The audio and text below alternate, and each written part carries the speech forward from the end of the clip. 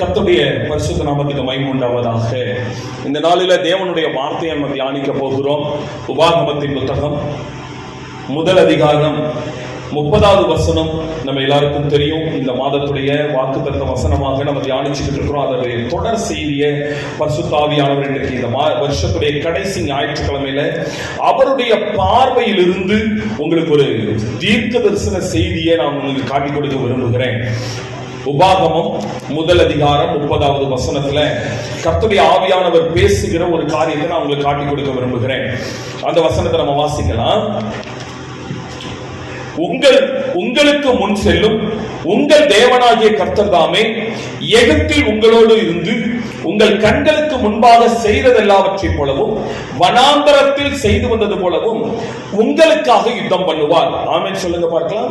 ஹல்லேலூயா. கர்த்தர் இந்த வார்த்தை ரொம்ப தெளிவா சொல்றாங்க. உங்களுக்கு முன் செல்லுகிற தேவன், உங்கள் தேவன், உங்களுக்காக யுத்தம் பண்ணுகிற தேவன். இதற்கு முன்பு உங்களுக்கு எப்படி இருந்தாரோ அப்படியே இன்றைக்கும் இருக்க போகிற தேவன். ஹல்லேலூயா. ஆனா ஆச்சரிய பிரகாரமா ஒரு காரியத்தை நான் உங்களுக்கு சொல்லட்டுமா? இந்த இஸ்ரவேல் ஜனங்களுக்கு எகிப்தில் இருந்த நாட்களிலும் சரி, அடிமைத்தனமாக எகிப்திலிருந்து தேவனாகிய கர்த்தர் அவர்களை விடுவித்துக் கொண்டு வந்து ஒரு சுதந்திர விதமான கானானுக்கு நடத்தின அந்த வனாந்தர பயணத்திலும் சரி, அவர் எப்படிப்பட்டவராய் இருந்தாரா? 31வது வசனத்தை வாசிச்சீங்கன்னா தெரியும். ஒரு மனிதன் தன் பிள்ளையை சுமந்து கொண்டு போவது போல. ஆமென் சொல்லுங்க பார்க்கலாம். ஒரு மனிதன் தன் பிள்ளையை சுமந்து கொண்டு வருவது போல அப்படின்னா என்ன அர்த்தம்? அவர் எப்படி இருந்தார்? இஸ்ரவேல் ஜனங்களுக்கு தகப்பனா இருந்தார். அல்லேலூயா. எகிப்திலும் சரி, வனாந்தர பயணத்திலும், அதாவது ஆசீர்வாதத்தை நோக்கின பயணத்திலும், ரட்சிப்பை நோக்கின பயணத்திலும், பரலோகத்தை நோக்கின பயணத்திலும் அவர் தகப்பனாகவே இருந்தார். அல்லேலூயா. 33வது வசனத்தை பாருங்க. சரி, 32ல உங்கள் தேவனாகிய கர்த்தர் நீங்கள் பாளையம் இறங்கத்தக்கதான இடத்தை பார்க்கவும் நீங்கள் போக வேண்டிய வழியை உங்களுக்கு காட்டவும். அப்ப கர்த்தர் உங்களுக்கு எப்படி இருந்தாரா? இஸ்ரவேல் ஜனங்களுக்கு வழிகாட்டியாகவும் இருந்திருக்கிறார். ஹல்லேலூயா. ஆமா ஆமா. நீங்க இந்த முதல் அதிகாரத்தை வாசிச்சீங்கன்னா தெரியும். கர்த்தர் இஸ்ரவேல் ஜனங்களுக்கு தகப்பனாக இருந்தார், ரட்சகராய் இருந்தார், மீட்பராய் இருந்தார், தேவனாய் இருந்தார். அல்லேலூயா. ரொம்ப ரொம்ப ரொம்ப நல்ல வார்த்தை இது. அவர் சொல்றாரு, ஆண்டவர் சொல்றாரு, இந்த உலகத்தில் இருக்கிற எல்லா ஜனங்களிலும் உங்களை அவர் தன்னுடைய சொந்த சம்பத்தாக தெரிந்து கொண்டார். அல்லேலூயா. அவர் எப்படி தெரிஞ்சுக்கிட்டார்ப்பா? எப்படி தெரிஞ்சுக்கிட்டாரா? உங்களை தன்னுடைய சொந்த சொத்தா தெரிஞ்சுக்கிட்டாரா? பூமியில் உள்ள சகல ஜாதிகளிலும் உங்களைத்தான் தன்னுடைய பிள்ளைகளாக தெரிந்து கொண்டார், தன்னுடைய ஜனமாய் தெரிந்து கொண்டார். இது தேவனுடைய பார்வை. உங்களுக்கு இன்னொன்னு சொல்லட்டுமா? இஸ்ரவேல் ஜனங்களுடைய பார்வையில கர்த்தர் ரட்சகராகவும் மீட்பராகவும் வழிகாட்டியாகவும் தேவனாகவும் தகப்பனாகவும் மட்டுமல்ல, சத்துருவாகவும் இருந்தார். எப்படி இருந்தாரு? எப்படி இருந்தாரு? சத்துருவாகவும். அந்த ஜனங்களுடைய பார்வையில கர்த்தர் ஒரு எனிமியை போல இருந்தார், ஒரு எதிரியை போல இருந்தார். இன்றைக்கு நம்முடைய அநேகருடைய வாழ்க்கையில தேவன் பெரும்பான்மையான நேரத்தில் நமக்கு எப்படித்தான் தெரிகிறாரு? சத்ருவ. சங்கீதக்காரன் ஒரு சங்கீதத்துல ரொம்ப அழகா இப்படி சொல்லுவாரு. அவர் தயவுள்ளவனுக்கு தயவுள்ளவனாகவும் மாறுபாடுள்ளவனுக்கு அவர் எப்படி இருப்பாரா? தயவுள்ளவனுக்கு தயவுள்ளவராகவும், உத்தமனுக்கு அவர் உத்தமனாகவும், புனிதனுக்கு நீர் புனிதராகவும் தோன்றுகிறார். ஆனா மாறுபாடு உள்ளவனுக்கு நீர் மாறுபடுகிறவராக தோன்றுகிறார். அவர் மாறுறது கிடையாது, ஆனா பார்க்கிறவனுக்கு எப்படி இருக்கு? இந்த ஆண்டவர் என்ன நம்ம கேட்கறது செய்ய மாட்டேங்கிறார், இந்த ஆண்டவர் என்ன நம்ம பார்க்கிற மாதிரி பார்க்க மாட்டேங்கிறார், இந்த ஆண்டவர் என்ன வெளியில பார்க்கும் போது சிலுவையில் அடிக்கப்பட்டு பாவமா இருந்தால் உள்ள வந்தா பயங்கரமா இருக்கிறது இல்லையா? எல்லாருக்கும் கொஞ்சம் வித்தியாசமா இருக்கு. ரெண்டு காரணம். ஒன்னு, காட்டப்படுகிற விதம்னு ஒண்ணு இருக்கு. அல்லேலூயா. உங்களுக்கு இயேசு எப்படி போதிக்கப்படுகிறார் அப்படின்னு ஒண்ணு இருக்கு. உங்களுக்கு கிறிஸ்தவம் எப்படி காட்டப்படுகிறதுன்னு ஒண்ணு இருக்கு. ரெண்டு, நீங்க எப்படி அறிந்து கொள்கிறீர்கள் இருக்கு. நீங்க எப்படி எடுத்துக்கிறீங்கன்னு இருக்கு. மூணாவது ஒண்ணு இருக்கு, அது எப்படி உண்மையாகவே இருக்கு. கர்த்தர் உண்மையாகவே எப்படிப்பட்டவர்? அல்லேலூயா. இந்த கிறிஸ்தவம் உண்மையாகவே எப்படிப்பட்டது? அது உள்ளபடியே தான் இருக்கும், அது மாறாது. அல்லேலூயா. கருப்பு கண்ணாடி போட்டு வெள்ளை கலரை பார்த்தாலும் கொஞ்சம் கிரே அடிச்ச மாதிரி தான் தெரியும். கரெக்டா? பச்சை கண்ணாடியை போட்டு நம்ம வெள்ளை கலரை பார்த்தாலும் எப்படிதான் தெரியும்? ஆமா, கண்ணாடியில தான் பிரச்சனை, கலர்ல பிரச்சனை இல்ல பாருங்க. அல்லேலூயா. பாக்குற நம்ம மைண்ட் செட்ல தான் பிரச்சனை. இன்றைக்கு ஆண்டவர் கிட்ட திட்டமா ஒரு காரியத்தை சொல்லி கொடுத்தார். இந்த மாதம் முழுக்க யுத்தங்களை பற்றி பார்த்துட்டு இருக்கோம். முதல் வாரத்துல இந்த டிசம்பர் மாதத்துடைய முதல் வார செய்தி, வாக்குத்தத்த செய்தியாக கர்த்தர் உங்களுக்காக யுத்தம் பண்ணுவார் அப்படின்னு, கர்த்தர் எப்படி யுத்தம் பண்ணுவார் அப்படிங்கறத காட்டி கொடுத்தார். இரண்டாவது காரியத்துல கர்த்தருடைய யுத்தம் உங்களுக்காக எப்படிப்பட்ட விதங்கள்லாம் இருக்குங்கிறத பார்த்தோம். மூன்றாவது வாரத்துல சத்துருவுடைய சதிகளையும் சத்தத்தையும் கர்த்தருடைய யுத்தத்தையும் உங்களுக்கு காட்டி கொடுத்தார். இன்றைக்கு கொஞ்சம் கொஞ்சம் ஆழமா உங்க வாழ்க்கையில மிக அவசியமான ஒரு காரியத்தை நான் சொல்லிக் கொடுக்க விரும்புகிறேன். கர்த்தரோடு யுத்தம் செய்யாத. இந்த நாள்ல கர்த்தர் என்னோடு கூட பேசின ஒரு வார்த்தை, ஜனங்களை பார்த்து சொல், கர்த்தரோடு யுத்தம் பண்ண வேணாம்னு சொல். நீங்க கர்த்தர் உங்களுக்காக யுத்தம் பண்ணிட்டு இருக்கிறார். எகிப்துல நீ அடிமையா கிடக்கும் போது பார்வோனுக்கு எதிரா, பார்வோனுடைய சேனைக்கு எதிரா, அங்க இருக்கிற மந்திரவாதங்களுக்கு எதிரா, அங்க தெய்வம் என்று சொல்லப்பட்டவர்களுக்கு எதிராக கர்த்தர் உனக்காக யுத்தம் பண்ணினார். பொன்னோடு பொருளோடு உன்னை ஆசீர்வாதங்களோடு விடுதலையோடு ரட்சிப்போடு உன்னை விடுதலையாக்கி கிறிஸ்தவ வாழ்க்கைக்குள்ள, தேவனுடைய வாழ்க்கைக்குள்ள பிள்ளையாக உன்னை கொண்டு வந்த பிறகு இன்றைக்கும் நீ அவருக்கு விரோதமாக யுத்தம் பண்ணி கொண்டிருக்கிற அந்த நாட்களில் கர்த்தர் உனக்கு ஆதரவாக நின்று கொண்டிருக்கிறார். அல்லேலூயா. அடிக்கடி சொல்லுவேன், நம்மளை காப்பாற்றணும்னு நினைக்கிறவங்க கூட நம்ம சண்டை போடக்கூடாது. அல்லேலூயா. நமக்கு நல்லது செய்யணும்னு நினைக்கிறவங்க கூட என்ன பண்ணக்கூடாது, நமக்கு நல்லது செய்யணும்னு நினைக்கிறவங்க கிட்ட என்ன பண்ணக்கூடாது, பிரச்சனை பண்ணக்கூடாது. பாருங்க. அல்லேலூயா. ஆமா, இங்க நம்ம வாழ்க்கையும் நமக்கு பிடிச்சவங்களோடையும் நமக்கு பிடிச்ச மாதிரியும் நமக்கு பிடிச்ச வழிகளிலும் இருந்தா கடவுள் நல்லவர் அப்படிங்கிற எண்ணத்துக்கு வந்துட்டோம். இந்த நாள் கர்த்தர் கொஞ்சம் ஓப்பனாவே பேச சொன்னார். கர்த்தரோடு யுத்தம் பண்ணாத, அது உனக்கு நல்லது கிடையாது. அல்லேலூயா. இது சாப செய்தி கிடையாது, ஒரு பெரிய ஆசீர்வாத செய்தி. நீங்க கர்த்தர் பட்சத்தில் நிக்கிறீங்களா, கர்த்தருக்கு எதிராக நிக்கிறீங்களாங்கிறது உங்க கண்களை திறக்கிற ஒரு தேவ செய்தி. அல்லேலூயா. அல்லேலூயா. இப்போ நான் சொல்ற பாருங்க, இந்த செய்தியை கூட நீங்க எப்படி ரிசீவ் பண்றீங்கிறதெல்லாம் உங்களுடைய அடுத்த கட்ட ஆவிக்குரிய வாழ்க்கையே இருக்கிறது. எனக்கு அன்பான தேவ பிள்ளைகளே, இன்றைக்கு ஆண்டவர் உங்களோட திட்டமா சொல்ல வார்த்தை, கர்த்தரோடு யுத்தம் பண்ண வேண்டாம். கர்த்தரோடு ஒரு யுத்தம் நமக்கு வேண்டாம். கர்த்தருக்காக நம்ம யுத்தம் பண்ணுவோம். கர்த்தருடைய பட்சத்துல இருந்து நம்ம யுத்தம் பண்ணுவோம். ஆமென் சொல்லுங்க பார்க்கலாம். கர்த்தருடைய சார்பில் நின்று நம்ம யுத்தம் பண்ணுவோம். ஏன்னா அதுதான் நமக்கு நல்லது. வேதாகமத்துல தேவனோடு யுத்தம் பண்ணின சிலரை நான் உங்களை காட்டி கொடுக்க விரும்புகிறேன். என்ன பாஸ்டர் சொல்றீங்க, ஆண்டவரை எதிர்த்து நின்னாங்களா? நீங்க நினைக்கிற மாதிரி ஆண்டவருக்கு எதிரா அப்படியே கத்தி எடுத்துட்டு வந்து பட்டயத்தை எடுத்துட்டு வந்து யுத்தம் பண்ணியெல்லாம் யாரும் வரல. ஆண்டவருக்கு எதிரா மந்திரவாதங்களை செஞ்சா அப்படியெல்லாம் யாரும் வரல. நான் ரொம்ப சிம்பிளா இன்னைக்கு ஒரு வார்த்தையில காட்டி கொடுக்க போறேன். ஆமென் சொல்லுங்க பார்க்கலாம். நான் காட்டுற 4 பேரும் அந்த ஒரே ஒரு வார்த்தையினால தேவனுக்கு எதிராக நின்னாங்க. நீங்களும் நானும் அடிக்கடி பயன்படுத்துற ஒரு வார்த்தை. அல்லேலூயா. இனி அந்த வார்த்தையில ரொம்ப கவனமா இருக்கணும். எடுத்துக்கொள்ளாமா? முதல் காரியத்தை பார்ப்போமா? ஆதியாகமத்தின் புத்தகம் 19வது அதிகாரத்துக்கு நேரம் உங்க கவனத்தை திருப்பிக் கொள்ளுங்கள். ஆதியாகமத்தின் புத்தகம் 19வது அதிகாரம் 17 வசனத்துல இருந்து நம்ம வாசிக்க போகிறோம். 19வது அதிகாரம், ஜெனிசியஸ், the book of Genesis.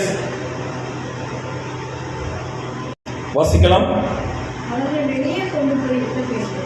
அவர்களை வெளியே கொண்டு போய் விட்ட பின்பு அவர், உன் ஜீவன் தப்ப ஓடிப்போ, பின்னிட்டு பாராதே, இந்த சமபூமியில் எங்கும் நில்லாதே, நீ அழியாதபடிக்கு மலைக்கு ஓடிப்போ என்றார். அதற்கு லோத்து, சத்தமாதான் சொல்லுங்களேன், இன்னைக்கு செய்தியே அதுதான். அப்படி அல்ல ஆண்டவரே. ஆண்டவர் சொல்றாரு, லோத்து நீ என்ன பண்ணாத, உன் ஜீவன் தப்ப ஓடிப்போ, பின்னாடி திரும்பி பார்க்காத, இங்க எங்கேயும் நிக்காத, நீ சாகாதபடிக்கு அழியாதபடிக்கு உன் மனைவி பிள்ளைகளை கூப்பிட்டுட்டு நீ எங்க போகணும், அந்த மலைக்கு ஓடிப்போன்னு கர்த்தர் சொன்னா மலைக்கு ஓடி போயிருக்கணும். லோத்து என்ன செய்தார் தெரியுமா? அப்படி எல்லாம் ஆண்டவரேன்னு ஆண்டவரை மறுத்து பேசுகிறார். நான் உங்களுக்கு சொல்லட்டுமா, நீ கர்த்தரோடு யுத்தம் பண்ணுவது அப்படின்னா தேவனுடைய வார்த்தையை மறுத்து பேசுவது. நீ கர்த்தரோடு யுத்தம் பண்ணுவது அப்படின்னா தேவனுடைய ஆலோசனையை எதிர்த்து பேசுவது. நீ கர்த்தரோடு யுத்தம் பண்ணுவது அப்படின்னா தேவனுடைய வழிகளை கை கொள்ளாமல் இருப்பது. நீ கர்த்தரோடு யுத்தம் பண்ணுவது அப்படின்னா, சுதந்திர போராட்டம் நடந்துச்சு இல்லையா, இந்திய சுதந்திர போராட்டம், அதுல 2 யுத்தம் நடந்துச்சு. 2 வகையான சுதந்திர போராட்டம் நடந்தது. ஒன்னு சுபாஷ் சந்திரபோஸ் தலைமையில கத்தி துப்பாக்கி யுத்தம். இன்னொரு பக்கம் காந்திஜி அவருடைய தலைமையில எப்படி யுத்தம் நடந்தது? கத்தியின்றி ரத்தமின்றி யுத்தம் ஒன்று வருகுது அப்படின்னு சொல்லி நாமக்கல் கவிஞர் பாடின வரிகள் இல்லையா? அகிம்சை வழியில, அந்த அகிம்சை வழியில காந்தி பல ஐடியாக்களை வச்சு காந்திஜி என்ன பண்றாரு? ஒரு யுத்தங்களை தொடர்றாரு, அந்த போராட்டத்தை தொடர்றாரு. அதுல அவர் எடுத்த 2 முக்கியமான 3 ஸ்டெப் முக்கியமானது. ஒன்னு, ஒத்துழையாமை இயக்கம். சொல்லுங்க, அப்படின்னா என்ன அர்த்தம்? நாங்க எல்லாமே இங்கதான் இருப்போம், ஆனா நீங்க சொல்ற எதுக்கும் கேட்க மாட்டோம். நாங்க வேலைக்கு வருவோம், ஆனா வேலை செய்ய மாட்டோம். கம்பெனிக்கு வருவோம், ஆனா கம்பெனில வேலை செய்ய மாட்டோம். ப்ரொடக்ஷன் வராது. கவர்மெண்ட் ஆபீஸ்ல வேலைக்கு வருவோம், வந்து சும்மா தான் உட்காருவோம், எந்த வேலையும் செய்ய மாட்டோம். ஒத்துழையாமை இயக்கம். 2வது, வெள்ளையனே. 1, நாங்க இருப்போம், செய்ய மாட்டோம். 2, நீ இருக்கவும் கூடாது, செய்யவும் கூடாது. ஆமென் சொல்லுங்க பார்க்கலாம். நான் உங்களுக்கு சொல்றேமா, இதுல நம்ம எல்லாம் கையில் எடுத்திருக்கிறது ஒத்துழையாமை இயக்கம். ஆண்டவர்கிட்ட என்ன பண்ணிட்டு இருக்கிறோம்? நாங்க இப்படித்தான் ஆண்டவரே. போன வாரமா அதுக்கு முன்னாடி எங்கேயோ ஒரு இடத்துல பேசிட்டு இருக்கும்போது ஒரு பாஸ்டர் சொன்னாரு, நான் இப்படித்தான் இந்த சேர்ல உட்கார்ந்து இருப்பேன், நகர மாட்டேன், நீங்க தான் எனக்கு தூக்கிட்டு போகணும், கஷ்டமா இருந்தா சேரோட தூக்கிட்டு போங்க ஆண்டவரேன்னு சொல்லுவேன். இப்படி ஒரு கூட்டம் உட்கார்ந்துட்டு இருக்கு பாஸ்டர். நாங்க விழுந்து விழுந்து சிரிச்சோம். உள்ளுக்குள்ள எனக்கு அப்படியே ரொம்ப கஷ்டமா இருந்தது. பல தருணத்துல நம்மளும் அப்படித்தானே இருக்கிறோம். இருக்கிற இடத்த விட்டு ஓடி போடானா போக மாட்டேன், இங்கதான் இருப்பேன். சரி தம்பி, நீ இங்கே இரு அப்படின்னா நான் இருக்க மாட்டேன், ஓடி போயிடுவேன் இல்லையா? நான் சொல்ல பாருங்க, இந்த பாயிண்ட் ஆஃப் வியூல இந்த செய்தியை கேளுங்க. நம்ம வாழ்க்கையில பல முறை தேவ ஆலோசனை நமக்கு வெளிப்படும் போது, தேவனுடைய நடத்துதல் நமக்கு வரும்போது, தேவனுடைய கரம் நம்ம நடத்தும் போது நம்ம தாமதித்து அந்த ஆலோசனையை தடை செய்து கொண்டிருக்கிறோம். இப்போ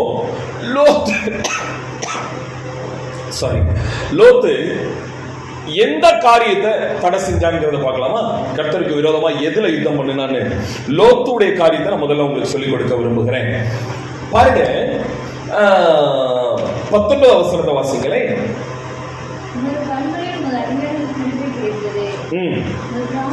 என் பிராணனை காக்க தேவரீர் எனக்கு செய்த கிருபையை பெரிதாக விளங்க பண்ணினீர். நம்ம சொல்றதாங்க டைலாக். மலைக்கு ஓடி போக என்னால முடியாது, தீங்கு என்னை தொடரும்.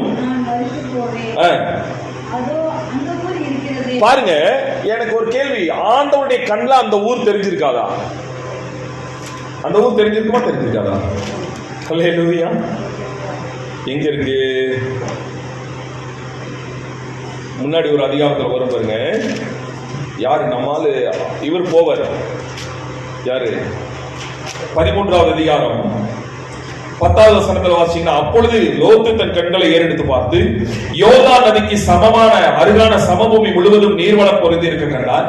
கர்த்தர் சோதோமையும் குமராவையும் அழிக்கும் முன்னே சோவாருக்கு போகும் வழி மட்டும் அது கர்த்தருடைய தோட்டத்தை போலவும் எகிப்து தேசத்தை போலவும் இருந்துதான். எங்க போற வரைக்கும்? சோவார் அப்படிங்கிற ஊருக்கு போகிற வழி வரைக்கும் அது கர்த்தருடைய தோட்டத்தை போல இருந்துச்சு.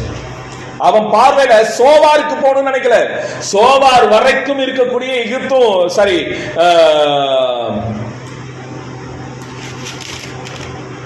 சோதோம் கொமோராவை அவர் அவ்வளவு நேசிச்சார். சோவார் வேண்டாம். சோவாருக்கு அப்புறம் எப்படி இருக்கு? அது மலை பிரதேசம், அது வறண்ட பூமி, அதுல போய் ஒண்ணும் பண்ண முடியாது. சோவார் வரைக்கும் இருக்கக்கூடிய சோதம் குமாரா ஆசீர்வாதமா இருக்கு. சோதம் குமாரா கர்த்தருடைய தோட்டத்தை போல இருக்கு. எனக்கு அது போதும்னு இருந்த மனுஷன் இப்ப கண்களை ஏறெடுத்து பார்த்து, அந்த ஊர் இருக்குல்ல, அந்த ஊருக்கு நான் போய் ஒண்டிக்கிறேன், அந்த ஊர்ல நான் அடைக்கலம் ஆயிக்கிறேன், அந்த ஊர் சின்ன ஊர் தானே, அதை விட்டுருங்க ஆண்டவரேன்னு சொல்லி கேட்கிறான். இங்க இருக்கிற மலை தெரிஞ்ச ஆண்டவருக்கு இங்க இருக்கிற சோவார் தெரியாதா? ஆண்டவருக்கே ஒரு ஆலோசனை கொடுக்கிறார். எதற்காக அவருக்கு அந்த சோவாருக்கு போகணும்னு நினைக்கிறாருங்கிறத உனக்கு காட்டி கொடுத்து முதல் காரியத்தை நான் உனக்கு சொல்ல விரும்புகிறேன். 19வது அதிகாரம் 14வது வசனம், சரி 13, 14 வசனங்களை வாசிங்க. நாங்கள் இந்த ஸ்தலத்தை அழிக்க போகிறோம், இவர்கள் கூக்குரல் கர்த்தருடைய சமூகத்தில் பெரியதாய் இருக்கிறது. சோதோம் கொமாராங்கிற 2 ஊரையும் ஆண்டவர் வந்து அந்த மலை வரைக்கும் இருக்கிற ஊரை அழிக்கணும்னு பிளான் பண்றார். சோதோம் கொமாராவை சோவாரோட சேர்த்து அழிக்கணுங்கிறது தேவ திட்டம், தேவனுடைய காரியம். அது சரி கிடையாது, அந்த ஊர் தப்பு அப்படின்னு ஆண்டவர் நினைக்கிறார். அதனால லோத்துட்ட வந்து பிளான சொல்றாரு, தம்பி நாங்க இந்த ஸ்தலத்தை அழிக்க போறோம், இந்த ஊருடைய பாவம் ஓரினை சேர்க்கைங்கிற பாவம் இல்லையா, LGBTQ+, அதுக்கப்புறமும் என்னென்னமோ வருமா அவங்களுக்கு வரும்.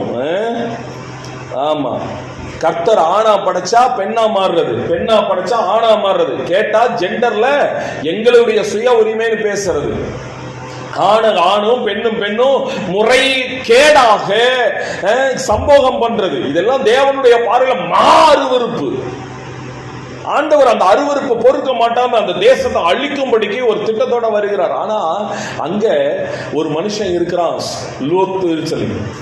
லோத்து இந்த பாவத்துல எதிரையும் உடன்படல. அவனுக்கும் வயது வந்த பெண் பிள்ளைகள் 2 பேர் இருந்தாங்க, அவனுக்கு ஒரு மனைவி இருக்கிறாங்க. இந்த பெண் பிள்ளைகள் திருமண வயதில் இருக்கிறதுனால அந்த திருமண 14வது வசனத்தை பாருங்க, அப்பொழுது லோத்து புறப்பட்டு தன் குமாரத்திகளை விவாகம் பண்ண போகிற தன் மருமக்கள்மாரோடு, யார் அந்த மருமக்கள்மார்?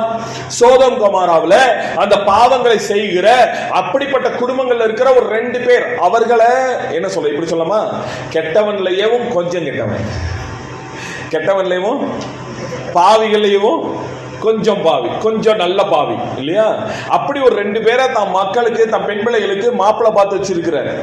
இந்த மாப்பிள்ளை பார்த்த பசங்களை போய் கூப்பிட்டு கர்த்தர் இப்படி சொல்றாங்க, நம்ம இந்த ஊரை விட்டு போயிடலாம் அப்படின்னு கூப்பிடுறாங்க. நீங்க யோசிச்சு பாருங்க, லோத்துவுக்கு பட்டணத்தின் மேல அக்கறை கிடையாது, லோத்துவுக்கு தேசத்தின் மேல அக்கறை. ஆமா, அப்போஸ்தலன் பேதுரு இப்படி எழுதுவார், நாள்தோறும் சோதோம் கொமோராவுடைய வாசல்ல உட்கார்ந்து நாள்தோறும் அவர்களுடைய காம விகார நடக்கைகளை பார்த்து தன் இருதயத்தில் வாதிக்கப்பட்ட நீதிமானாகிய லோத்துன்னு எழுதுவார். லோத்துக்கு நாட்டில் நடக்கிற எல்லாமே தெரியும். அவன் கண்ணு முன்னாடிதான் 2 ஆம்பளைங்க தப்பு பண்ணுவாங்க, 2 பொம்பளைங்க தப்பு பண்ணுவாங்க, குரூப்பா உட்கார்ந்து தப்பு பண்ணுவாங்க, எல்லாம் கேவலமான பாவங்களை செய்யறாங்க. இவர் பார்த்துட்டு அச்சோ நாடு கெட்டு போச்சு, தலைவர்கள் சரியில்லை பிரதர், பாஸ்டர் சரியில்லை பிரதர், சபை சரியில்லை பாஸ்டர், அவங்க சரியில்லை இவங்க சரியில்லைன்னு உள்ளுக்குள்ள வந்து புதம்பிக்கிட்டே இருக்கிற ஒரு ஆள் தான் யாரு? லோத்து. இப்ப ஆண்டவரே வந்து சொல்றாரு, சோதோம் கொமோராவை அழிக்க போறேன். அப்ப லோத்து நல்ல மனுஷனா, ஒரு சரியான ஒரு தேவனுடைய மனுஷனா தான் என்ன செஞ்சிருக்கணும்? அவன் மருமக்கள்மாரோடு போய் பேசி இருக்க கூடாது.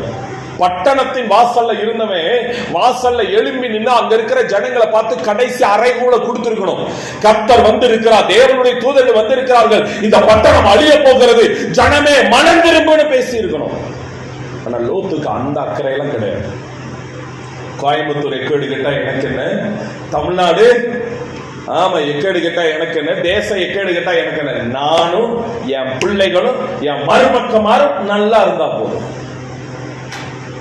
லோத்துக்கு தான் குடும்பத்தை காப்பாத்தினா போதும். லோத்துக்கு தாம் மனைவிய, தாம் பிள்ளைகளை, தாம் பிள்ளைகளுக்கு நிச்சயம் பண்ண மருமகன்களை காப்பாத்தினா போதும். அவனுக்கு அதுக்காக அக்கறை கூட இல்லை. பாருங்க, மருமக்கள்மார் 2 பேர் இருக்காங்க, அவங்க அப்பா அம்மா இருக்காங்க இல்ல, அந்த குடும்பத்தையாவது. லோத்து பார்வையில் இவெல்லாம் ஆகாதவன். இந்த மருமக்கள்மார் புறஜாதியா இருந்தாலும் தேவனுடையவர்களா இல்லாம இருந்தாலும் தம் பிள்ளைகளோட வாழ போறதுனால கல்யாணத்துக்கு அப்புறம் ரட்சிப்புகளை நடத்திடலாம் பாஸ்டர், கல்யாணத்துக்கு அப்புறம் நடத்திடலாம். ரட்சிப்பு கர்த்தருடையது. யாரை ரட்சிக்கணும், எங்க ரட்சிக்கணும், எப்ப ரட்சிக்கணும், எப்படி ரட்சிக்கணுங்கிறத கர்த்தர் தான் தீர்மானிச்சிருக்கிறார். திருமணத்தின் மூலமெல்லாம் ரட்சிப்பு வந்துடாது, அதெல்லாம் விதிவிலக்கு. அதெல்லாம் என்னதுப்பா, எல்லாம் ரூல்ஸ்ல வராது, எக்ஸப்ட்ல வரும். எங்கேயாவது எப்பவாவது யாருக்காவது அப்படி நடந்திருக்கும், அதனால அது வழி கிடையாது. சரிங்களா? அப்ப இவரோட பிளான் வந்து தாம் மருமக்கள் மாறு தாம் வீட்டுக்கு வந்துட்டாங்கன்னா இவர்களும் யெகோவா தேவனுக்கு சொந்தமாய் விடுகிறார்கள் நம்பி அவன் போய் பேசுறான். ஆனா அவர்கள் என்ன செய்யறாங்களா, பரியாசம் பண்ணுகிறார்கள். அல்லேலூயா. கிழக்கு வெளுக்க போது லோத்து, கிழக்கு வெளுக்குதோ இல்லையோ, லோத்தை வெளுத்து இருக்கணும். தூதர்கள் வெளுக்கிறாங்க பாருங்க, நீ பட்டணத்திற்கு வரும் தண்டனையில் நீ அழியாதபடிக்கு எழுந்து உன் மனைவியும் இங்க இருக்கிற 2 குமாரத்தையும் அழைச்சிட்டு போ. உனக்கு என்ன தேவை, உன் குடும்பம் தானே தேவை. ஆண்டவர் அதை கூட குற்றம்னு சொல்லல பாருங்க. தான் குடும்பத்துக்கு உத்தரவாதமா இருக்கிறதா தப்புன்னு சொல்லல.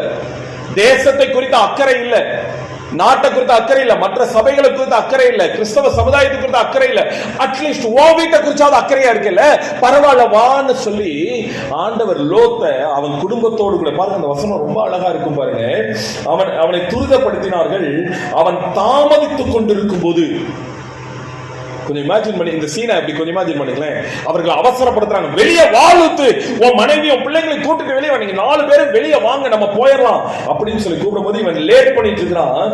கர்த்தர் அவன் மேல் வைத்த இரக்கத்தினாலே அந்த புருஷன் கையை, அவன் கையையும் அவன் மனைவியின் கையும் அவன் 2க்கும் மாறுது. வா, ஒரு தூதன் லோத்தோட கையும் அவங்க மனைவி கையும், இன்னொரு தூதன் அவங்க 2 மகள்களுடைய கையும் பிடிச்சு பட்டணத்துக்கு வெளியே கொண்டு போய் விடுறாங்களாம். இருக்கீங்களா? பட்டணத்துக்கு வெளியே கொண்டு போய், இப்பதான் சொல்றாங்க பட்டணத்துக்கு வெளியே வந்துட்ட, ஆனா இந்த ஏரியா முழுக்க அழிய போகுது, நீங்க எங்கேயுமே நின்று இதுல பாதிக்கப்படக்கூடாது, நீ ஜீவன் தப்ப மலைக்கு ஓடி போய் லோத்துன்னு சொன்னா நம்ம லோத்து சொல்றாரு, அப்படியெல்லாம் ஆண்டவரே, அப்படியெல்லாம் ஆண்டவரே, எந்த குடும்பத்தை காப்பாற்றணும், எந்த பிள்ளைகளை காப்பாற்றணும், எந்த மனைவியை காப்பாற்றணும்னு சொல்லி அவன் உத்தரவாதமா இருந்தானோ, அந்த உத்தரவாதம் சுயநலமாய் மாறி தன்னுடைய பலத்தை சார்ந்து, ஏதோ தான் பலத்தினாலதான் இந்த குடும்பம் நல்லா இருக்க போகுதுன்னு நினைச்சப்ப காரியம் தவறாக மாறுதலாக முடிகிறது. மக்களே, காரியம் தவறா முடியுது. ஆண்டவர் சொன்ன மலைக்கு ஓடி போயிருந்தான், ஆனால் சொன்ன நேரத்துல மலைக்கு ஓடி போயிருந்தாங்க. நிறைய பேர் தவற விடுற வார்த்தை என்ன தெரியுமா? ஆண்டவர் சொல்லும் போதே சொன்ன வேலையை செய்யணும். காலம் தாமதிச்சு உங்களுக்குரிய பலன் வரும்போது நீங்க உங்க வசதிக்கு ஏற்ற மாதிரி, அன்னைக்கு ஆண்டவர் சொன்னார் இன்னைக்கு செய்யலாம் நினைச்சீங்கன்னா காரியம் வாய்க்கிறது கிடையாது. தேவன் இன்றைக்கு ஒரு காரியத்தை செய், இப்படி செய்யும் சொன்னா இன்னைக்கு இப்போ செய்யறதுக்கான பலன் நமக்கு இருக்குன்னு அர்த்தம். வார்த்தை உங்களுக்கு வருதுன்னா அதுக்குரிய வல்லமை உங்களுக்கு வந்துருச்சுன்னு அர்த்தம். Hallelujah. Where is the word of God? There is the power of God. Hallelujah. பிரியமானவர்களே, கர்த்தருடைய ஊழியக்காரன் சொல்றேன், அன்னைக்கு லோத்து தேவனுடைய வார்த்தை வந்தபோதே தேவனுடைய வல்லமை வந்ததை உணராதபடிக்கு தன்னால முடியாதுன்னு சொல்லி சோவாரை செலக்ட் பண்ணா. உங்களுக்கு தெரியுமா தெரியல, அந்த வசனம் இப்படி சொல்லுகிறது, சோவாருக்கு போகிற வழியிலேயே பாருங்க, அவன் 23, லோத்து சோவாருக்கு வரும்போது பூமியின் மேல் சூரியன் உதித்தது. 25-6 வசனங்கள். அந்த பட்டணங்களையும் சமபூமி அனைத்தையும், அந்த பட்டணங்களின் எல்லா குடிகளையும் பூமியின் பயிரையும் அழித்து போட்டார். அவன் மனைவியோ பின்னிட்டு பார்த்து, ஆண்டவருக்கு தெரியும் சோவாருக்கு போனா அந்த சோவார் சமபூமி, அங்க இருந்து பார்த்தா அவன் வீடு தெரியும், அங்க இருந்து பார்த்தா அவன் வாழ்க்கை தெரியும், அங்க இருந்து பார்த்தா அவன் சொத்து பத்து தெரியும், அது அழியறத பார்க்க கூடாதுன்னு தான் ஆண்டவர் மலைக்கு ஓடி போன்னு சொன்னார். அங்க இருந்து பார்த்தா தெரிஞ்சிருக்காது, ஒருவேளை மலையில இருந்து பார்க்கும்போது சோதம் குமாரா ஒரு குட்டி பட்டணமா தெரிஞ்சிருக்கும், அது வரைக்கும் அழிவு வந்திருக்காது. இவன் மலைக்கு ஓடி போகிற வரையும். அல்லேலூயா. பாருங்க 22வது வசனம் சொல்லுது, தீவிரமாய் அங்கே ஓடி தப்பித்துக்கொள், நீ போய் சேர மட்டும் நான் ஒன்றும் செய்யக்கூடாது என்று சொல்லுகிறார்.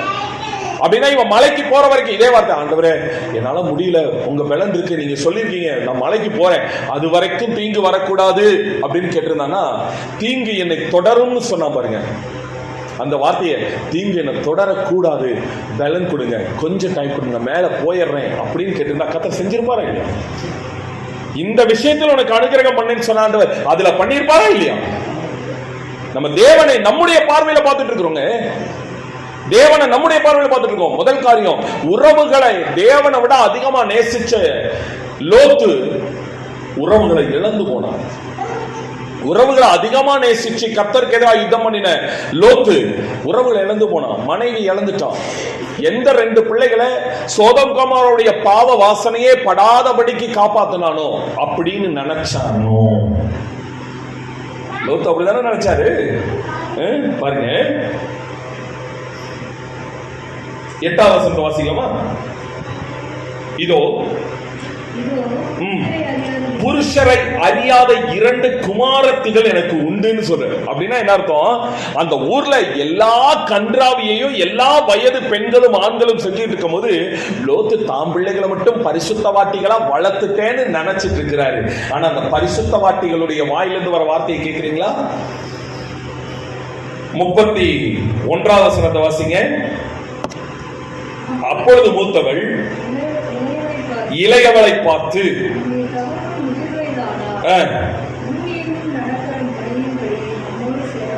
பூமி எங்கும் நடக்கிற முறைமையின்படியே நம்மோடு சேர பூமியிலே ஒரு புருஷனும் இல்லை.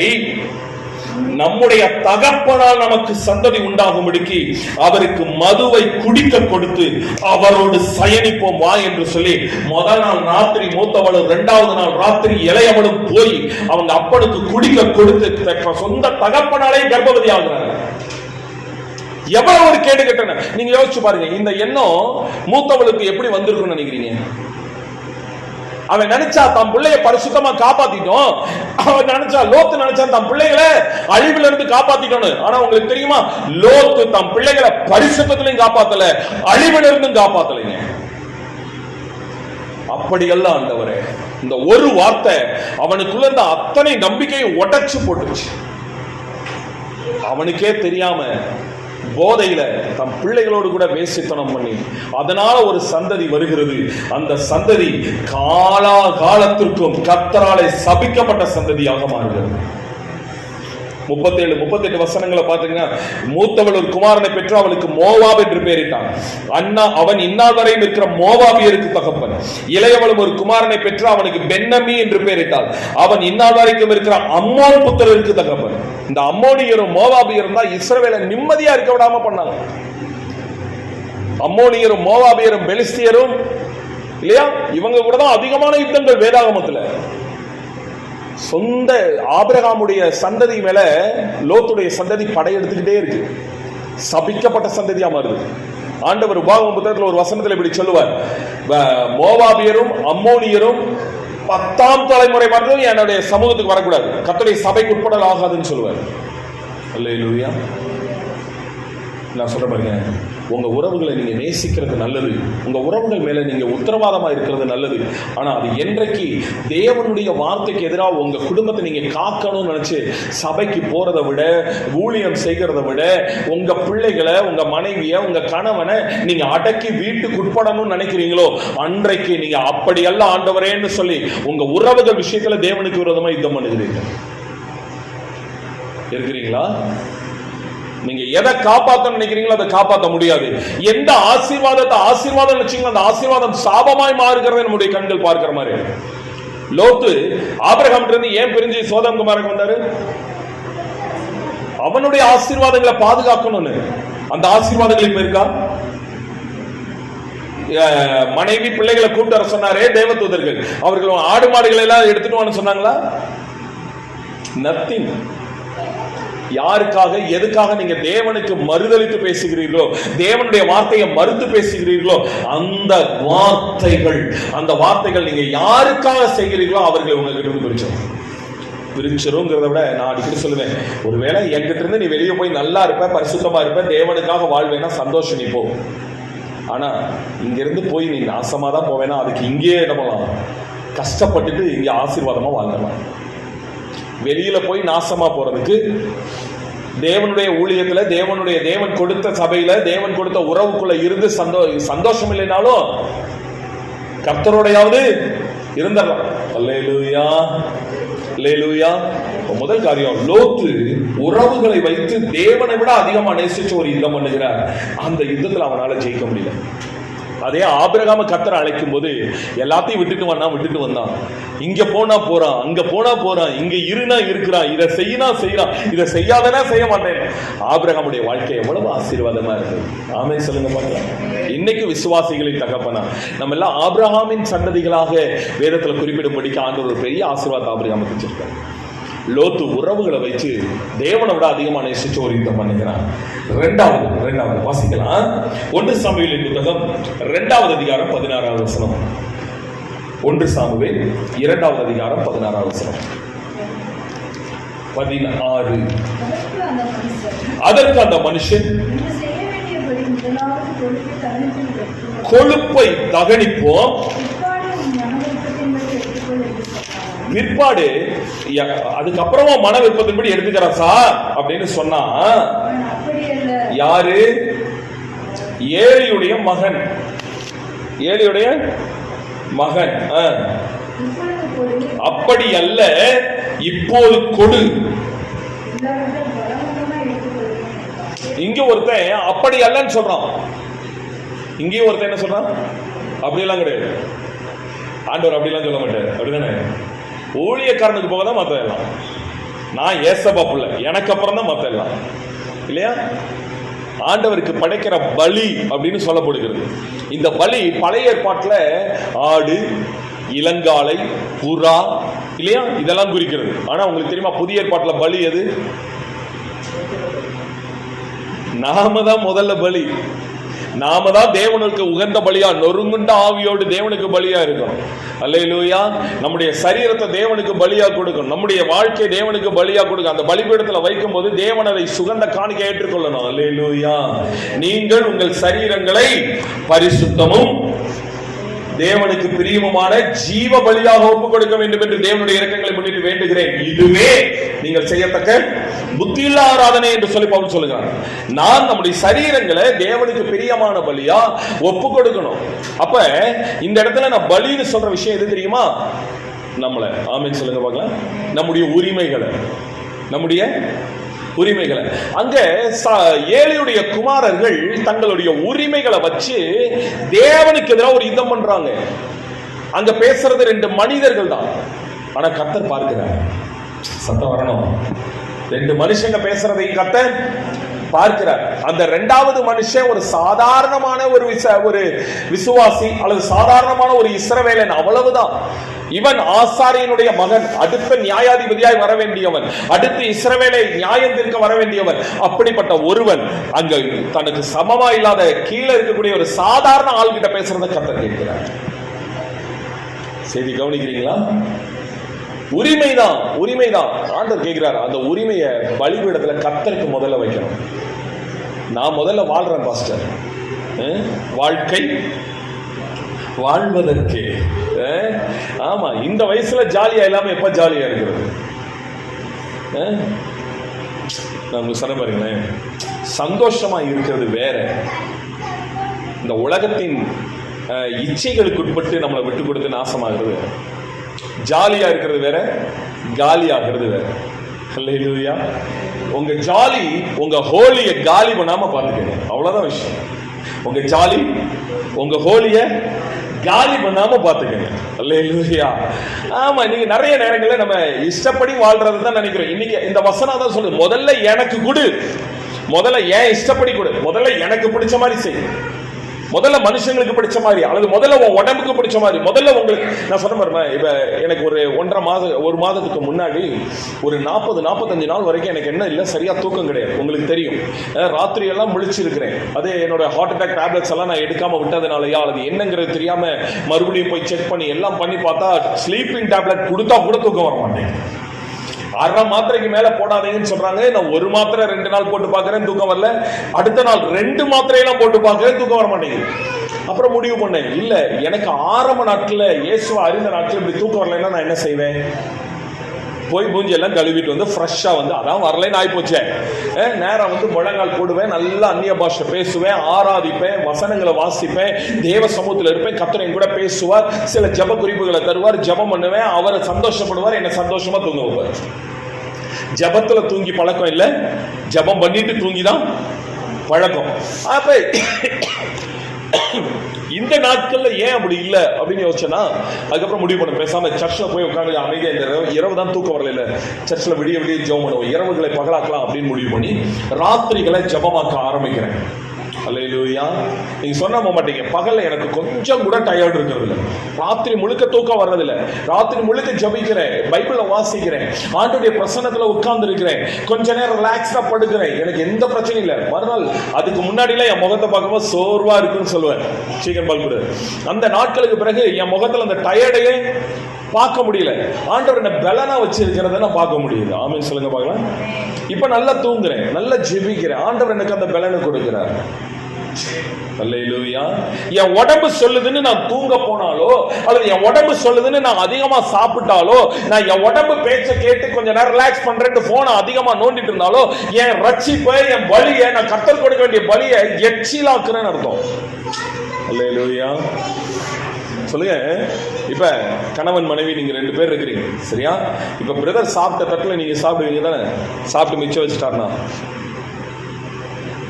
என்ன எல்லாம் ஒரு மாறுபாடு. அப்படி ஒரு காலம் இருந்துச்சு. புருஷன் வச்ச மிச்சத்தை மனைவி சாப்பிடுறது, அதுல ஒரு அந்யோன்யம் இருந்துச்சு.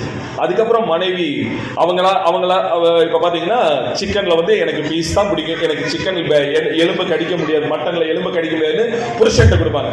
அவங்க கடிச்சு சவிச்ச அந்த எலும்பை புருஷன் எந்த கூச்சமும் இல்லாம எந்த ஒரு அருவருப்பும் இல்லாம அப்படி 4 தட்டு தட்டி உள்ள இருக்கிற அந்த மஜ்ஜையை உறிஞ்சி சாப்பிடுவார். எந்த எச்சிலும் இல்லை இல்லையா? இதே ஹோட்டலுக்கு போறீங்க, அதே மாதிரி பக்கத்துல ஒருத்தர் எனக்கு எலும்பை சாப்பிட முடியலன்னு நல்லா கறியை கடிச்சு சாப்பிட்டுட்டு அந்த எலும்பை உங்க இலையில வச்சா நீங்க என்ன செய்வீங்க? அருவருப்பா இருக்கும்ல? அவ்வளவு கூட வேணாம். சாப்பிட்டு கழுவுன தட்டு, அந்த கழுவுன தட்டுல சைட்ல எங்கேயாவது கொஞ்சம் அந்த பழைய எச்சில் ஒட்டி இருக்கு அப்படின்னா நம்ம அப்படி ஒரு மாதிரி அருவருப்பாக மாட்டோம். நம்ம வீட்டுல சரியா யாராவது கெஸ்ட் வந்திருக்காங்க, நம்ம வீட்டு தட்டு நம்ம வீட்டுல சாப்பிட்டுட்டு அவங்களே வாஷ் பண்ணி வச்சுட்டாங்க, ஓரத்துல கொஞ்சோண்டு அழுக்கு இருக்கு, மறுபடியும் நீங்க எடுத்து சாப்பிடும் போது நம்ம சொந்தக்காரங்க தானே, நம்ம தட்டு தானே சாப்பிடுவீங்களா? மறுபடியும் வாஷ் பண்ணிட்டு மறுபடியும் ஃப்ரெஷ்ஷா கொண்டு, உங்க தட்டு தானே, நீங்க காசு போட்டு வாங்கின தட்டு தானே, ஏன் சாப்பிடக்கூடாது? இன்னொருத்தங்க எச்சில் போட்டுருச்சு இல்ல, இன்னொருத்தங்க தான் அழுக்கு இருக்குல்ல. ஏங்க ஒரு 50 ரூபாய் 100 ரூபாய் 200 ரூபாய் கொடுத்து வாங்கின தட்டுக்கே, உங்க தட்டுக்கே நீங்க இவ்வளவு சுத்தம் பார்த்தீங்கன்னா, தன்னுடைய ஒரே பேரான குமாரனை கொத்து பலியா கொடுத்து அவன் ரத்தத்தினால உன வள கொடுத்து மீட்டவர், உன் சரீரத்தை உங்க வாழ்க்கைய தன்னுடையதுன்னு சொல்றதுல என்னங்க தப்பு? அதை இன்னொருத்தங்களுக்கு கொடுத்துட்டு எச்சில் ஆக்கிட்டு தான் நான் வந்து ஆண்டவருக்கு கொடுப்பேன்னு சொல்றது என்ன தப்பு? எவ்வளவு பெரிய பாவம் இல்லையா? ஊழியத்தின் நாட்கள் அப்படிப்பட்ட அநேக வாலிப பிள்ளைகளை நான் கடந்து வந்திருக்கேன். அநேக தம்பி தங்கச்சிங்க, அநேக பிள்ளைகள், அநேக தம்பிமார் எனக்கு கல்யாணமே வேண்டான்னு என் சரீரத்தை நான் ஒரு பாலியத்தின் இச்சைக்கு உட்படுத்தி எல்லாம் ஆண்டவருக்கு எச்சிலாக்கி நான் கொடுக்க விரும்பலன்னு, நான் ஆண்டவருக்கு என்ன கொடுக்க விரும்புறேன்னு என்கிட்ட வந்து ஜெபம் பண்ண எத்தனை பிள்ளைங்க இருக்காங்க தெரியுமா? அவர்களுக்கு திருமணம்ங்கிறது தேவனுடைய உடன்படிக்கைன்னு சொல்லி கொடுத்து அவர்களுக்கு ஏற்ற காலங்களில் திருமண வாழ்க்கையை அமைச்சு கொடுத்த காலங்களும் உண்டு. அல்லேலூயா, அல்லேலூயா. இப்படி சொல்ல பாருங்க, நிறைய பேர் ஏன் சொல்லணும், எனக்கு ரொம்ப பழக்கமான ஒரு ஊழியக்காரர், எனக்கும் அவருக்கும் கிட்டத்தட்ட ஒரே வயசு. நாங்கள் 2 பேருமே, நான் இங்கிருந்து கோயம்புத்தூர்லேருந்து தூத்துக்குடியில் ஊழியத்துக்கு போயிருக்கேன், அவர் தூத்துக்குடி தான் அவருடைய சொந்த ஊர், சரிங்களா? அங்கே போய் நிறைய பேர் பழக்கமானாலும் இவருக்கும் எனக்கும் ஒரு நல்ல நட்பு, ஆவியில் ஒருமனப்பட்டு போகிற ஒரு காரியம் நடந்துச்சு. ரொம்ப யதார்த்தமாக இருக்கக்கூடிய ஒரு கிராமத்து மனுஷன், நல்லா பாடுவார். என்ன பண்ணுவார்? நல்லா பாடக்கூடிய ஒரு மனுஷன், நல்ல ஆராதனை செய்வார், நல்ல ஜனங்களை ஜபத்தை நடத்துவார், சரியா? எனக்கு அதெல்லாம் புதுசு. அவர் எனக்கு முன்னாடியே ஊழியத்துக்கு வந்துட்டார். அப்ப அவருக்கு ஆராதனை நடத்த ஊழிய அழைப்பு வரும்போது அவர் சொல்லுவார், அங்க ஊழிய கூப்பிடுறாங்களா, செய்திக்கு கூப்பிட்டீங்களா அப்படின்னா, இல்ல இன்னும் கூப்பிடணும் அப்படின்னா, எனக்கு தெரிஞ்ச ஒரு பிரதர் இருக்கார், நல்ல ஆண்டோடைய வார்த்தையை பேசுவார், நம்ம அவரை கூப்பிடலாமா அப்படின்னா, அவருக்கு ஆராதனைக்கு அழைப்பு வர இடத்துல எல்லாம் எனக்கு செய்திக்கு புக் பண்ணுவார். அல்லேலூயா. எனக்கு அப்பதான ஊழியத்தின் ஆரம்பம், எனக்கு பெரிய அறிமுகம் கிடையாது. அவர் போற இடமெல்லாம் என்னை கூட்டு போவார். நான் கொஞ்சம் தேவனால வல்லமையா பயன்படுத்தப்பட்ட பிறகு எனக்கு ஊழிய அழைப்பு வரும்போது, பிரசங்கத்துக்கு கூப்பிடும்போது நான் கேட்பேன், அவங்க கிட்ட பிரசங்கத்துக்கு கூப்பிடுறேன், ஆராதனைக்கு யாரும் கூப்பிட்டுருக்கீங்க? இன்னும் கூப்பிடல பாஸ்டர், எனக்கு தெரிஞ்ச ஒரு அண்ணன் இருக்காரு, அவரை கூப்பிடுவோம் அப்படின்னா அவரை கூப்பிடும். இப்ப நாங்க 2 பேரும், அவர் ஆராதனை நடத்த, நான் செய்தி கொடுக்க, ஊழியம் பயங்கரமா போகுது. நாங்க 2 பேரும் ஒன்னா நிக்கிற இடமெல்லாம் மகிமையா இருக்கும். சரியா? 2 பேரும் வாலிப பசங்க தான் நாங்க. அப்ப திருமணம் 24 25 வயசு எங்களுக்கு. அவருக்கு ஒரு வயசு மூத்ததுன்னு வச்சுக்கோங்களேன். அவருக்கு திருமணத்துக்கு பாக்குறாங்க, அவங்க வீட்டுல சொல்றாங்க, என் பையன் கல்யாணம் பண்ண மாட்டேங்கிறான் தம்பி, யார் சொன்னாலும் கேட்க மாட்டேங்கிறான், 2 பேரும் தான் ஒன்னா சுத்துறீங்கல்ல, அவனுக்கு ஏதாவது சொல்ல, என்ன பிரச்சனைன்னு கேள, அவனுக்கு ஏதாவது பிள்ளைய பிடிச்சிருக்கான்னு கேளு அப்படின்றாங்க. அவர் சொல்றாரு, என்ன பிரதர் இப்படி எல்லாம் கேக்குறீங்க, நான் ஏசப்பா பிள்ளை பிரதர், எனக்கெல்லாம் அப்படி எல்லாம் யாரையும் பிடிக்கல, எனக்கு அந்த மாதிரி திருமண வாழ்க்கைக்குள்ள போறது இஷ்டம், அது ஒரு பாவம் பிரதர் அப்படின்னா. அது ஒரு, ஏன்னா அவங்க புறஜாதி மார்க்கத்திலிருந்து நேரடியாக ரட்சிக்கப்பட்ட போது டிபிஎம் சர்ச்சுக்கு போயிருக்காங்க.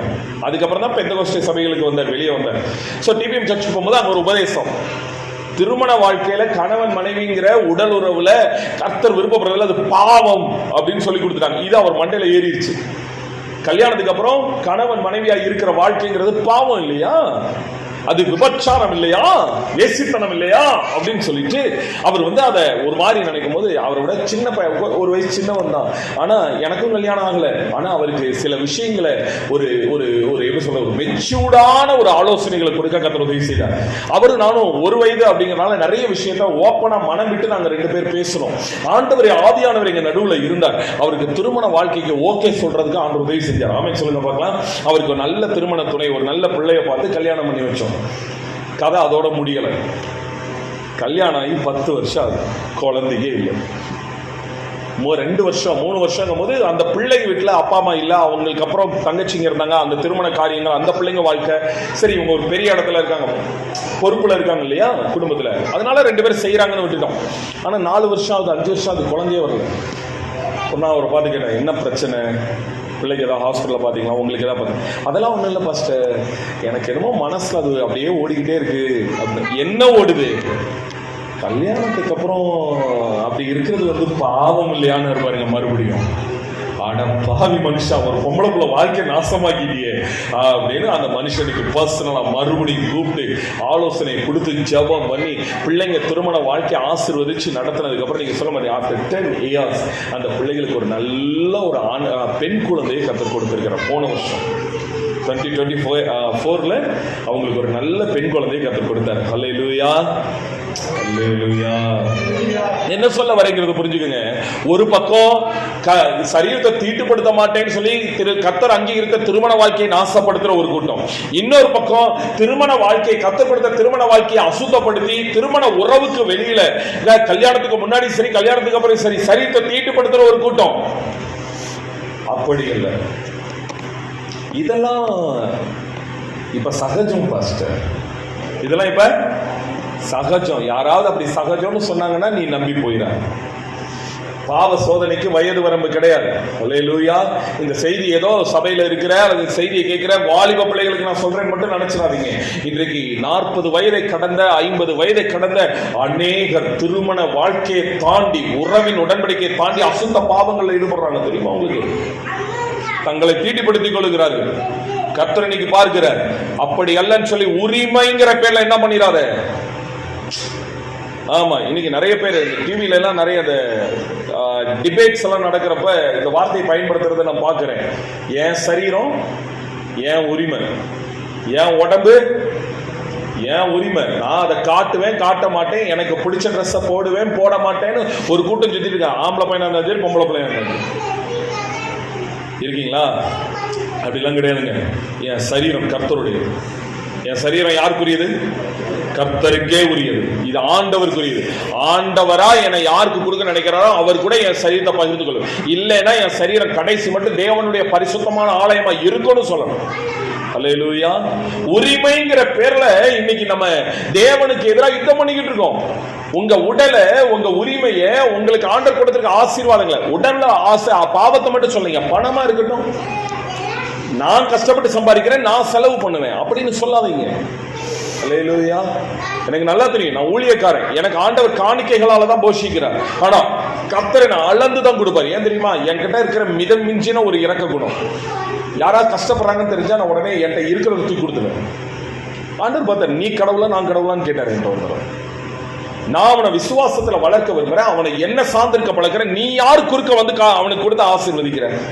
இதுல வேற நான் கர்த்தருடைய ஊழியக்காரனை ஆசீர்வதிக்கிறேன் வேற சொல்ற. நீ உன்னை ஆசீர்வதிக்க சொன்ன நான் அப்படின்னு கேட்டார். ஒரு தடவை என்ன வந்து டைரக்டாவே என்கவுண்டர் பண்ண.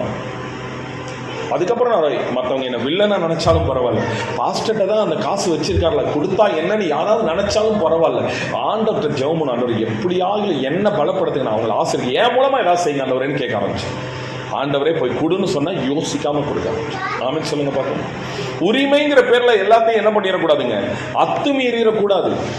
அப்படி அல்ல, ஒரு ஆசாரியனுக்குரிய பங்குதான்.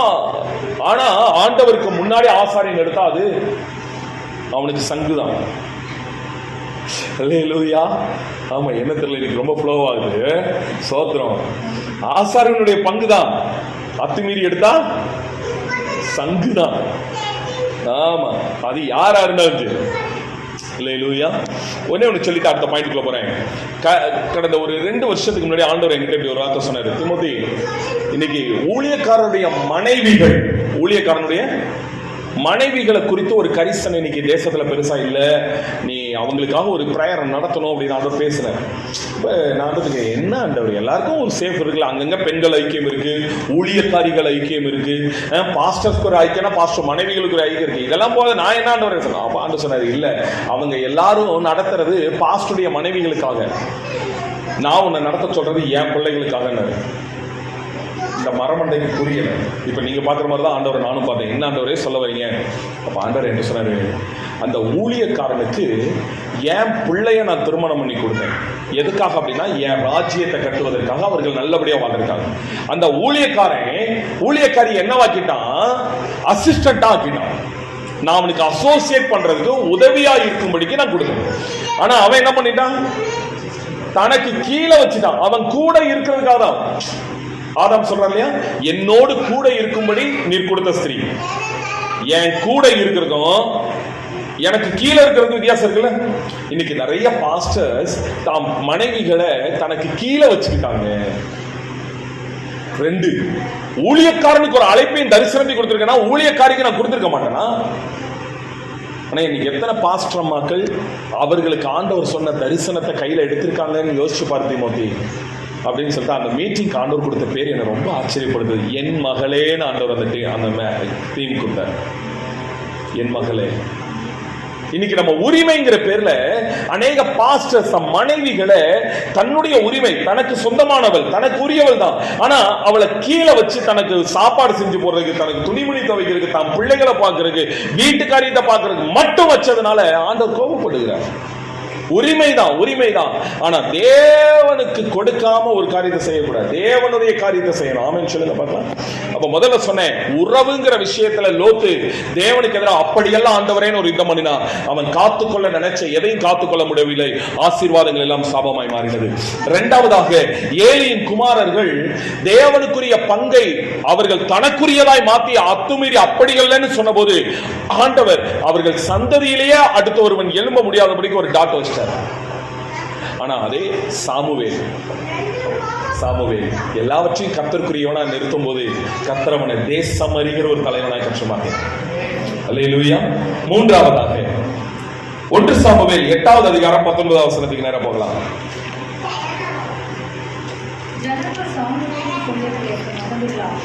ஜனங்கள் சாமுவேலின் சொல்லை கேட்க மனதில்லாமல் அப்படி அல்ல என்று சொல்லி, எங்களுக்கு ஒரு ராஜா வேண்டும் என்று சொன்னார்கள். ஆமென் சொல்லுங்க பார்க்கலாம். இப்ப இங்க ஒரு காரியம் வருது. என்ன வருது அப்படின்னா, இஸ்ரவேல் ஜனங்கள் சொல்றாங்க, எங்களுக்கு நீங்கெல்லாம் வேணாம், எங்களுக்கு யார் வேணும், ராஜா வேணும். உங்களுக்கு சொல்லுமா, ஆபிரகாம்கிட்ட ஆண்டவர் ஆதியாகமம் 14 பேசுறாரு, உன்னிடத்திலிருந்து ராஜாக்கள் புறப்படுவார்கள். அப்படின்னா என்ன அர்த்தம், இஸ்ரவேலை ஆள ஒரு ராஜா வருவான், ராஜாக்கள் வருவார்கள்ங்கிறது ஆபிரகாம் காலத்துல கொடுக்கப்பட்ட தீர்க்க தரிசனம். ஏற்ற காலத்துல அது நடக்கும், ஏற்ற காலத்துல கர்த்தர் செஞ்சிருப்பார். ஆனா காலத்துக்கு முந்தி இந்த ஜனங்கள் தேவனோடு பண்ணின உடன்படிக்கையில அவர்கள் அத்துமீறுகிறார்கள். யோசுவா புத்தகத்துல இதே மாதிரி வார்த்தையை அவர்கள் பேசுறதை நீங்க பார்க்க முடியும். பாத்தீங்கன்னா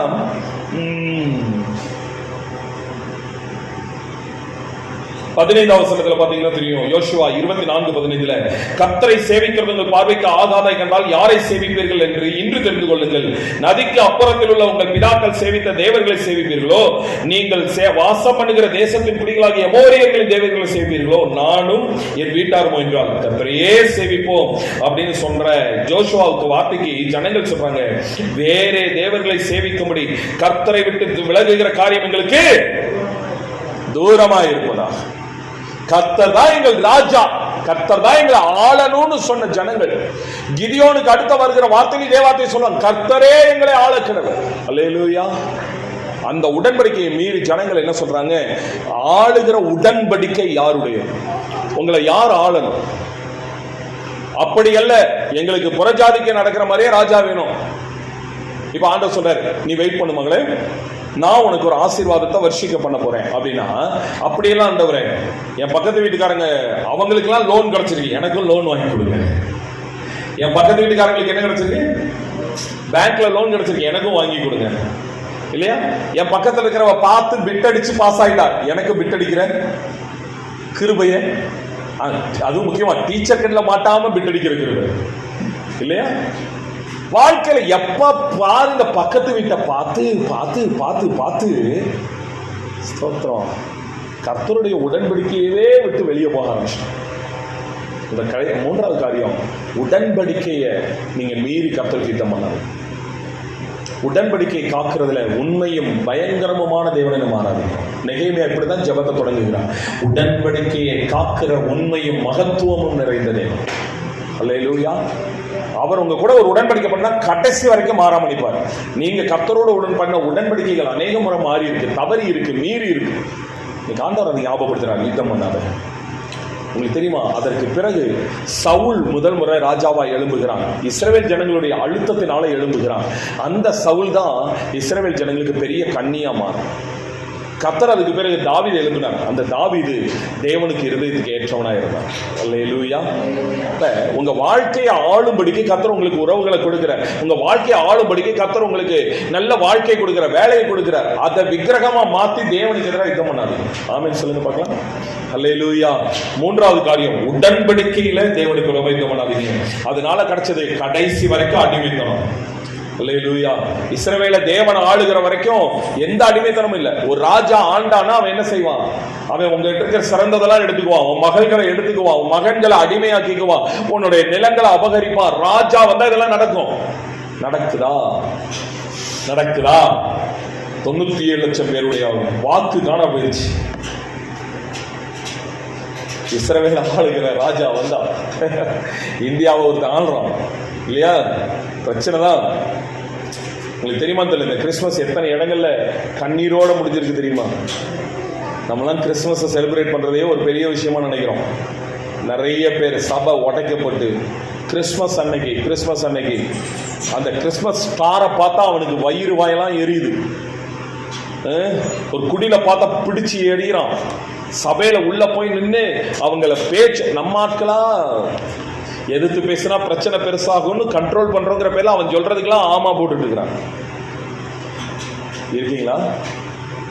மூன்றாவது, உங்களை யார் ஆளணும்னு முடிவு பண்ணும்.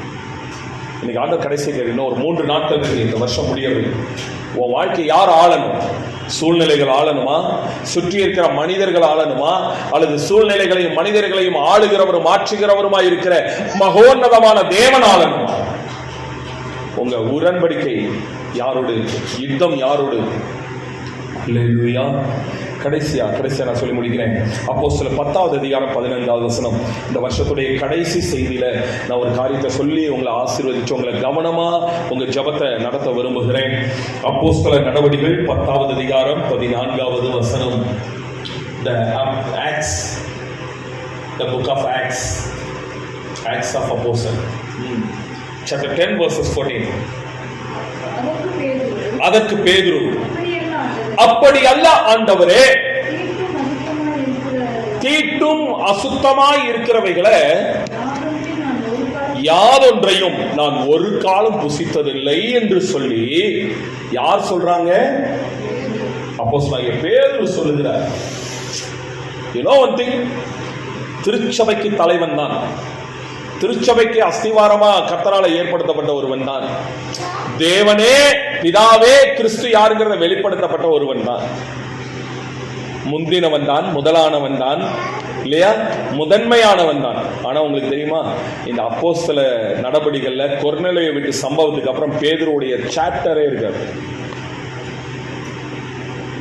அதே பேதுரு தான் அப்போஸ்தலர் 2வது அதிகாரத்துல பந்தேகொஸ்தே ஆவி இறங்கும் பொழுது, பரிசுத்தாவினர் இறங்கும் போது, ஒட்டுமொத்த இஸ்ரவேலுக்கும் பிரசங்கம் பண்ணும்போது, கர்த்தராகிய இயேசு கிறிஸ்துவை கர்த்தர் தேசத்தில் இருக்கிற எல்லாருக்கும் கர்த்தராய் ஏற்படுத்தினார்னு சொல்லி பேசுறாரு பேதுரு.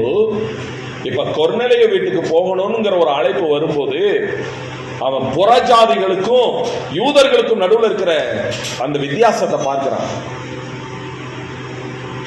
கண்மானவர்களே, அப்படி அல்லன்னு சொல்லி ஊழியத்துல தேவனுக்கு விரோதமா ஒரு வார்த்தையை மறுத்து பேசின பேதுருடைய கதை அதோடு முடிகிறது.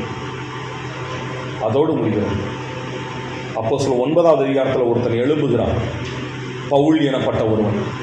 அப்போஸ்தலர் நடபடிகளுடைய 9வது அதிகாரத்திற்கு பிறகு கடைசி வரைக்கும் வேதாகமத்தை நிரப்பினவனும் பவுல் தான், தேசங்களை இயேசுவின் நாமத்தில் நிரப்பினதும்.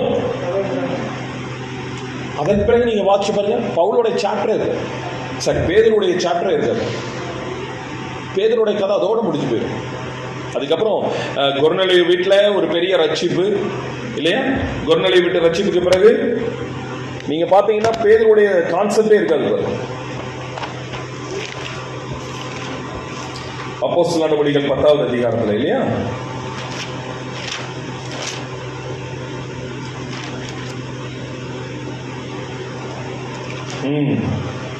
அதோட முடிஞ்சு போச்சு. அதுக்கப்புறம் அப்போஸ்தலர் பேதுருவால நடந்த விஷயங்கள் சொல்லி பவுல்ல பைபிள் ஏதாவது இருக்கான்னு பாருங்க, எதுவுமே இருக்காது. கடைசியா ஒரு 2 நிருபங்கள் அதோட முடிஞ்சு போச்சு. உங்க ஊழியம் கர்த்தரால ஏற்படுத்தப்பட்டது, உங்க அழைப்பு தேவனால ஏற்படுத்தப்பட்டது. உங்களுக்கு கர்த்தர் தான் இந்த அழைப்பை கொடுத்தார், உங்களுக்கு கர்த்தர் தான் இந்த ஊழியத்தை கொடுத்தார், கர்த்தர் தான் இந்த திருச்சபையை கொடுத்தார். அப்படி அல்ல ஆண்டவரேன்னு ஊழியத்துல ஒரு தடவை நீங்க சொல்லிட்டீங்கன்னா உங்க வாழ்க்கை அத்தோடு அழைப்பு அங்கீகாரம் முடிஞ்சு போச்சு. இந்த கடைசி காலத்துல கர்த்தருக்கு அவசர கால சேனை தேவை, எமர்ஜென்சியா செயல்படக்கூடிய ஆட்கள் தேவை. ஆண்டவர் என்ன சொன்னாலும் அப்படியே ஏற்றுக்கொள்கிறவர்கள் தேவை. இந்த பேதுரு அப்படி அல்லன்னு சொன்னப்ப எல்லாமே முடிஞ்சு போச்சு. ஆனா கர்த்தர் பேதுரு பவுல ஊழியத்துக்கு அழைக்கும் போது உங்களுக்கு காரியத்தை சொல்லட்டுமா? அப்போஸ்தலர் 9வது அதிகாரத்துக்கு நேரா திருப்புங்க பார்க்கலாம். 19 20வது வசனத்தை வாசிங்க. 20 அப்போஸ்தலர் 9:20 தாமதமின்றி கிறிஸ்து தேவனுடைய குமாரன் என்று ஆலயங்களிலே பிரசங்கம் பண்ணினார். ஆமென் சொல்லுங்க பார்க்கலாம். ஹல்லேலூயா. பவுல் அந்த சீன் நடக்கிற 3 நாளைக்கு முன்னாடி வரைக்கும் இயேசுங்கிற நாமத்தை எதிர்த்தவன், இயேசுங்கிற நாமத்துக்கு எதிராய் புறப்பட்டவன், இயேசுவின் நாமத்தை தொழுது கொள்ளுகிற அப்படிப்பட்ட அபிஷேகம் பெற்றவர்களை எல்லாம் ஆண் என்றும் பெண் என்றும் குழந்தைகள் என்றும் பாராமல் துன்புறுத்தி சிறைபிடித்தவன், சிறைபிடிக்கும்படிக்கு புறப்பட்டு வந்தவன். Once God encounter, கர்த்தர் சந்தித்தார். அந்த சந்திப்புக்கு அடியன் என்ன செய்ய சித்தமா இருக்கிறீர்னு கேட்டு அப்படியே புறப்பட்டு போனான். தாமதம் இல்லாம இயேசுதான் கர்த்தர்னு பிரசங்கம் பண்ணினான். அவன் வாழ்க்கை இறுதி பரியந்தம் தேவனுடைய மகிமையினால நிரப்பப்பட்டது. இப்ப உங்களுக்கு இந்த வருஷத்துல கடைசி செய்தி, கடைசி அறைகோல் சொல்றேன். உங்க அழைப்புக்கு நேரா பயன்படுங்க, உங்க அழைப்புக்கு நேரா பயணப்படுங்க. கர்த்தர் உங்களை ஊழியத்துல நிறுத்துவேன்னு சொல்லி இருக்கிறார்னா அதற்கு உங்களை ஆயத்தப்படுத்துங்க. இந்த நாட்கள் இப்படியே கழிந்து போனது போல இருக்கக்கூடாது. கர்த்தருக்கு சித்தமானால், அவர் வருகை தாமதிக்குமானால் 2026 கர்த்தர் உங்களை வைத்த இடத்துல, கர்த்தர் உங்களுக்கு கொடுத்த இடத்துல, கர்த்தர் உங்களுக்கு ஏற்படுத்தின இடத்துல, கர்த்தர் உங்களுக்கு சொன்னதை செய்கிற அப்படிப்பட்ட அர்ப்பணிப்புக்கு நேரம் நீங்க திரும்புவீர்களானால் நான் உங்களுக்கு சொல்லுவேன், உங்க கதை முடிந்து போன கதையாய் அல்ல, உங்கள் கதை தொடர் கதையாக, ஜெயமுள்ள கதையாக மாறிவிடும். அல்லேலூயா. எல்லாரும் எழுந்து நிற்போமா? தேவ சமூகத்துல நம்ம ஜெபிக்க போகிறோம். போதுங்க, இதுவரைக்கும் நம்ம சூழ்நிலையை வச்சு தேவனை அளந்தது போதும். இதுவரைக்கும் நம்முடைய சுற்றி இருக்கிற காரியங்களை வச்சு தேவனை அளந்தது போதும். நமக்கு நடந்தவைகளை வைத்து தேவனை அளந்தது போதும். இதுவரை நடந்த காரியங்களை கொஞ்சம் திரும்பி பார்த்தா அவர் ஒரு நாள் நம்மை கைவிடாதது. அவரை நம்பின காலம் எல்லாம், நம்பின விஷயத்துல எல்லாம் தேவன் நம்மளை கைவிடவே இல்லை. எங்கெல்லாம் அப்படி அல்லன்னு சொல்லி தேவனுக்கு விரோதமா யுத்தம் பண்ணினோமோ, ஆண்டவருக்கு எதிராக நின்னோமோ, ஆண்டவருக்கு ஆண்டவரை ஒத்துழைக்காம போனோமோ, ஆண்டவரை மீறி நடந்தோமோ, ஆண்டவருக்கு முந்தி நடந்தோமோ, அங்க எல்லாம் நம்ம தோற்று போயிருக்கிறோம். 2 கைகளை உயர்த்தி, உங்க கூட யுத்தம் பண்ற வாழ்க்கை எனக்கு வேண்டாம் ஆண்டவரே. உங்களுக்கு எதிரா பேசுற வாழ்க்கை எனக்கு வேண்டாம். உங்க வார்த்தைக்கு மறுத்து பேசுகிற வார்த்தை எனக்கு வேண்டாம். நீங்க கேட்கும் போது மறு உத்தரவு கொடுக்கத்தக்க ஒரு வாழ்க்கை எனக்கு வேணும் ஆண்டவரே. நீங்க உத்தரவிட்டா செஞ்சு முடிக்கிற வாழ்க்கை எனக்கு வேணும். நீங்க சொன்னா அதை நான் செஞ்சு முடிக்கணும். நீங்க நினைக்கிறத நான் பேசணும். உங்க வார்த்தையை நான் நடத்தணும். அப்படிப்பட்ட வாழ்க்கை எனக்கு தாங்க ஆண்டவரேன்னு சொல்லி ரெண்டு கைகளை உயர்த்தி ஆண்டவருடைய சமூகத்தில் அப்படியே ஜெபிக்க ஆரம்பிக்க பார்க்கலாம். ஆமென். கர்த்தர் இன்றைக்கு நம்மோடு கூட பேசிக் கொண்டிருக்கிறார். தேவன் இன்னைக்கு நம்மோடு கூட பேசிக் கொண்டிருக்கிறார். ஆமென். Thank you Lord, உமக்கு நன்றி. Thank you Lord, உமக்கு நன்றி. ஆமென். கரங்களை உயர்த்தி நல்ல வாயை திறந்து தேவ சமூகத்தில் அப்படியே ஜெபிக்க ஆரம்பிங்க. ஆமென். தேவனை எதிர்த்து பேசுகிற ஒரு வாழ்க்கை நமக்கு வேண்டாம். தேவனுக்கு எதிராக நிற்கிற ஒரு வாழ்க்கை எனக்கு வேண்டாம். தேவனுக்காக வாழுகிற வாழ்க்கை, ஆமென், கர்த்தரோடு வாழுகிற வாழ்க்கை எனக்கு வேணும். கர்த்தரோடு வாழ்கிற வாழ்க்கை, கர்த்தருடைய பட்சத்தில் நிற்கிற ஒரு வாழ்க்கை வேணும். ஆமென். எனக்கு புரியலைனாலும் பரவாயில்ல, தெரியலைனாலும் பரவாயில்ல, இனிமே ஆண்டவருடைய இருதயத்தை நான் வேதனைப்படுத்த கூட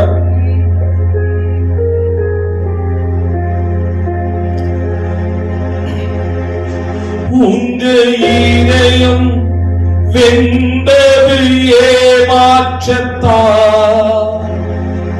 அந்த இதயம் மகிழனும் என் மாற்றத்தா.